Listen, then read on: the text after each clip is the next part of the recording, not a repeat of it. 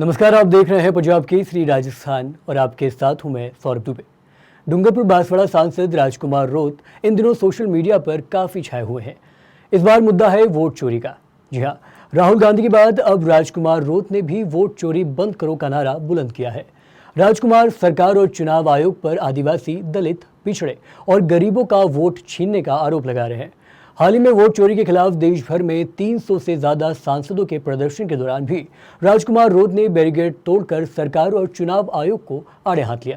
इस दौरान उन्होंने मीडिया से बात करते हुए आंकड़ों से लेकर तर्क तक सब कुछ पेश किया। देखिए। इस सदन की चर्चा क्यों नहीं कराई जा रही है? देश की गरीब जनता को पता ही नहीं, उनका अधिकार छीना जा रहा है। इस बात को सदन के माध्यम से देश की जनता तक नहीं ले जाना चाहते हैं। तो आज हमारी मांग है कि चुनाव आयोग जवाब दे। चुनाव आयोग अपनी वेबसाइट से डाटा उठा रहा है। चुनाव आयोग को जो आईटी लगा रहा है, आईटी का जवाब नहीं दे रहा है।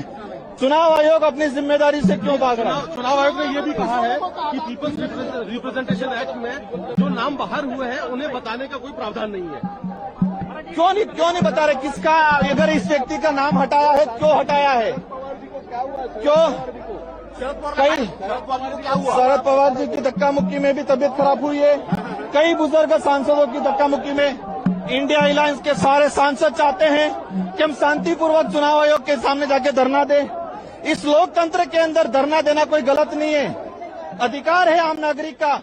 सांसदों को दबाया जा रहा है, बड़े बड़े लीडरों को दबाया जा रहा है। सिर्फ इतना ही नहीं बल्कि राजकुमार रोत सोशल मीडिया पर भी वोट चोरी और कांग्रेस नेता राहुल गांधी के समर्थन में कई बार प्रमुखता से कई पोस्ट कर चुके हैं। लेकिन यह कहानी में एक जबरदस्त ट्विस्ट है। दोस्तों, ये कहानी का सिर्फ एक पहलू था। दूसरा पहलू हमारे संवाददाता रौनक पारिक आपको दिखाएंगे। देखिए। जी बिल्कुल सौरभ, जो तस्वीर आपने बयां की है वो शायद राजकुमार रोत के समर्थकों के लिए एक अच्छी खबर हो सकती है, लेकिन विपक्ष का इस पर नजरिया है वो कुछ और ही है। दरअसल भले ही इस वक्त राजकुमार रोत राहुल गांधी और कांग्रेस के जबरदस्त समर्थक नजर आ रहे हैं, मगर चुनावी मौसम में तस्वीर इससे ठीक उलट पेश आती है। सौरभ, ये कहीं राजकुमार रोत है या फिर ये कहें कि ये वही राजकुमार रोत है जो अपनी पार्टी भारत आदिवासी पार्टी को प्रत्यक्ष या अप्रत्यक्ष तौर पर इंडिया गठबंधन का सहयोगी करार देते हैं, मगर जैसे ही देश में लोकसभा या फिर प्रदेश में विधानसभा चुनाव करीब हो तो दोनों सियासी दलों में रंजिश साफ तौर पर नजर आने लगती है। बीएपी सांसद इस वक्त जितनी प्रमुखता से कांग्रेस का समर्थन कर रहे हैं, उतनी ही प्रमुखता से उनकी पार्टी चुनावी मौसम में इंडिया गठबंधन की सबसे बड़ी पार्टी कांग्रेस के खिलाफ मोर्चा खोल देती है। तकरीबन हर चुनाव में दोनों ही पार्टियां आमने सामने नजर आती हैं। दोनों पार्टियों के बीच में बयानबाजी भी कड़ी होती है और आरोप भी धारदार।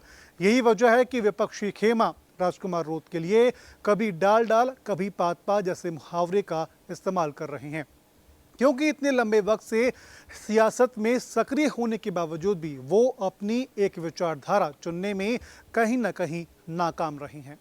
बहुत बहुत शुक्रिया रौनक जी इन तमाम सारी जानकारी के लिए। मुझे बिल्कुल अंदाज़ा नहीं है कि विपक्ष की इस प्रतिक्रिया पर राजकुमार रोत के समर्थक क्या सोचते हैं। मैं उम्मीद करता हूं कि वे अपनी राय कमेंट में ज़रूर बताएंगे। हालांकि यहाँ एक सवाल ज़रूर है कि क्या ये वाकई राजकुमार रोत की राजनीतिक रणनीति है या फिर मुद्दों के आधार पर बदलती साझेदारी।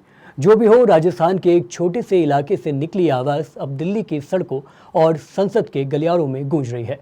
पंजाब केसरी राजस्थान इस मुद्दे पर तफसील से नजर बनाए हुए हैं। देखते रहिए पंजाब केसरी राजस्थान। नमस्कार।